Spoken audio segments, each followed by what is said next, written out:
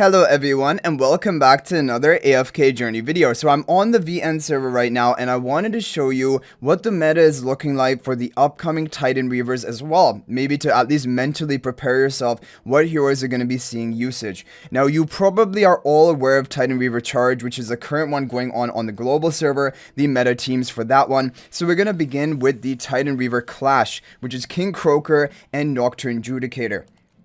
Now, the team for Nocturne Judicator, now the top score that my viewer has got has been 860 billion damage, and it is basically going to be with a team lineup as you see here. Mauler team on team number 2 for Nocturne Judicator is very strong, of course with Valara and Twins as more support, basically the best supports to amplify the Midnight Hunter's damage even further. And I think you probably are using Coco to give her charm bonus to the Nocturne Judicator if we just take a look at the formation of this team. Yeah, that is exactly what is going on right here. Shakir for further buffing, and then Kruger for his debuffs. So that is going to be the best team number 2, which I mean, a lot of people should have these heroes built. I'm hoping that many people do have Shakir as well. I know he hasn't been as much of a priority in Dream Realm in the current season, but overall, he just is a really important hero to have built on your account. But there may be some replacements for Shakir, but the team number 1 is very interesting. Looking at this, definitely Shamira is a great damage dealer, and Smokey as well for that HP loss damage and buffing.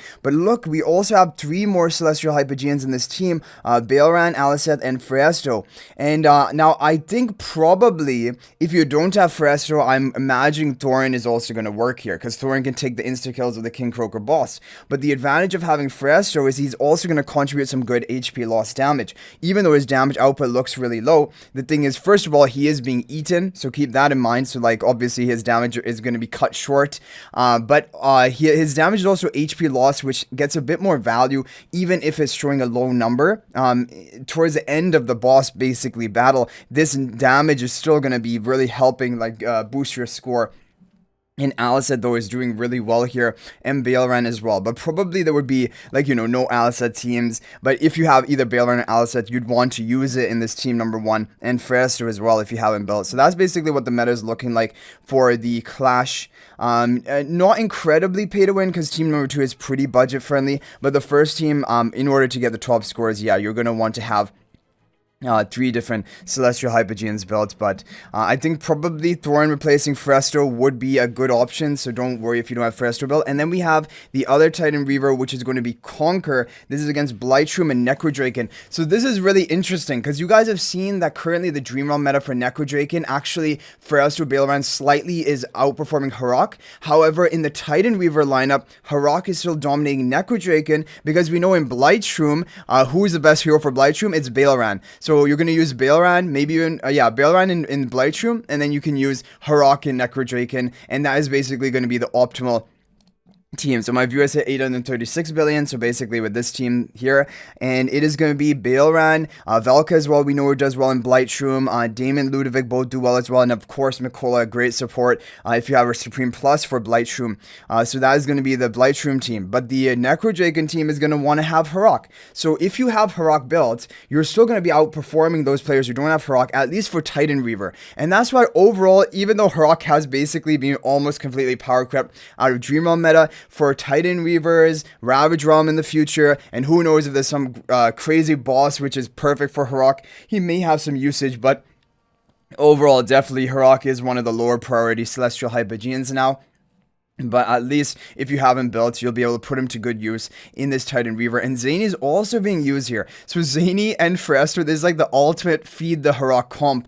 You have 2 different food sources for the Harok. I'm interested to see the formation. There's so many heroes on this field. So Fresto Illusion actually will be devoured first, and then Zany, and then eventually even her turrets as well. But yeah, I mean, interesting team, both Zany and Fresto in the team, but Harok is doing almost all of the damage.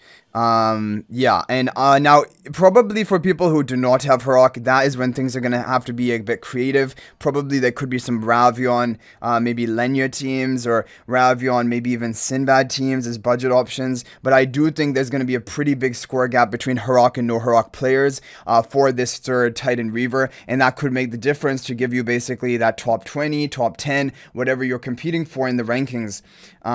So yeah, the rewards are gonna be based. Top 10 is the ideal, that this is what the high spenders are going to be gunning for, and then top 20 is for the more mid spenders, and top 50 is for the active players, maybe even free to play can try to shoot for top 50 if they have all of the heroes built. But overall, guys, that's basically going to be it for the Titan Reaver meta. Obviously, you guys know what the Titan Reaver charge meta is because I've made 2 videos on this, and you're probably running these teams, but this is basically the meta. And Zandrock is working even at low copies. Just make sure not to have his red charm set complete, because then he will be insta-killed by the boss because it makes him unaffected. So yeah, overall, if we just recap things, the heroes which are seeing the most usage for this Titan Reaver are definitely Shamira, Ludovic, Damon, you have Smokey, Baelran, Frestro, all seeing a lot of usage. Even Mikola, specifically, Mikola really good because she's a good Mauler hero for the Mauler, basically enabling, and then also she's good in Blightshroom. Twins as well, obviously seeing usage, and then Alicent seeing some usage, not major though, because Alicent is only in the top team for King Croker, but it is going to score a gap, and Harak is only in the top team for Necro Draken, but it is going to score a gap. But Baelran is in basically every of the 3 teams. Frestro as well, yeah, Frestro's actually in all 3 teams as well. That is crazy to me. But anyway, guys, let me know what you think about all of this in the comment section down below. What other ideas do you have going forward? Overall, I'm loving Titan Reaver. I find it really interesting. I just hope they do at least another set of 3 bosses before the end of this season. I want at least one more Titan Reaver before we have Ravage Realm. I'm hoping that can happen. But yeah, thanks for watching. If you're not already a member of my AFK Journey Discord server, please join that. There's a link to that in the description of this video, and I look forward to chatting with you there. Also, if you're thinking about making a purchase in AFK Journey, please use my affiliate link for the official Farlight store. This is the best way you can support me and also gain 5% bonus dragon crystals on your purchase. A link to my affiliate link in the description of this video or a pinned comment. So thanks for watching. I'll hopefully see you in the next video, and until then, everyone, peace out for now.